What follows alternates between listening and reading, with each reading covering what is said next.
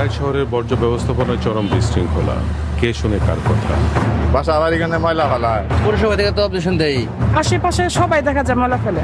জানি না, রাখছিলাম আর রাখবো। পদক্ষেপ নেওয়া হোক যাতে কেউ বাসা বাড়ির ময়লা রাস্তায় ফেলাইতে না পারে। 1887 সালে প্রতিষ্ঠিত টাঙ্গাইল পৌরসভা, 18টি ওয়ার্ড নিয়ে গঠিত এই পৌরসভার বর্জ্য ব্যবস্থাপনা এখনো আধুনিক নয়। শহরের রাস্তাগুলো যেন ময়লার ভাগাড়। প্রধান সড়ক থেকে শুরু করে অলিগুলি প্রায় সব জায়গায় একই চিত্র। বেশিরভাগ রাত্রেবেলা যখন মানুষ কমে যায়, গাড়ি ঘোড়া কমে যায়, তখন সময় হঠাৎ করে পিলার ঘুরে ঘুরে রেখে যায়। বাসার ভিতরে ময়লা চেঙ্গাদের দেয়, ওই কারেন্টে তার হাতে কত ঝুলেও থাকে কত সময়। অভিযোগ রয়েছে, পরিচ্ছন্নতা কর্মীরা অনেক সময় সাধারণ মানুষকে নির্দিষ্ট স্থানে ময়লা ফেলতে বললে তাদের হেনস্থার শিকার হতে হয়। ঝাড়ু দিতে হবে, ঝাড়ু ময়লাটা নেবো, আবার কতজন গায়ে হাত তুলবির আসে, তাহলে আমরা প্রতিবাদ করবো কিভাবে? বিভিন্ন সড়ক, অলিগলি ও খোলা জায়গায় বর্জ্য ফেলাকে বিশেষজ্ঞরা কোনোভাবেই সঠিক বর্জ্য ব্যবস্থা হিসেবে স্বীকার করছেন না।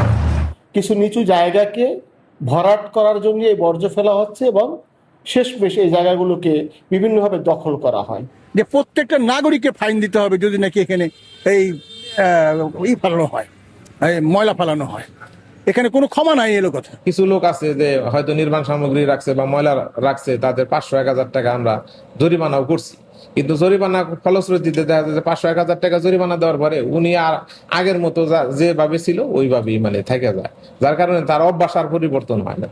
আমি এখন দাঁড়িয়ে আছি টাঙ্গাইল ময়মনসিংহ রোডে, টাঙ্গাইল গ্রন্থাগারের সামনে। একসময় এখানে জলাশয় ছিল, কিন্তু ময়লা ফেলতে ফেলতে এই জায়গাকে দখল করে ফেলেছে কে বা কারা। এভাবেই দখল হয়ে যাচ্ছে টাঙ্গাইলের জলাশয় এবং খালগুলো। আইন থাকলেও প্রয়োগের ঘাটতি এই বিশৃঙ্খলার বড় কারণ বলে জানিয়েছেন ভুক্তভোগীরা। সোহেল শরীফ, ওয়ান নিউজ, টাঙ্গাইল।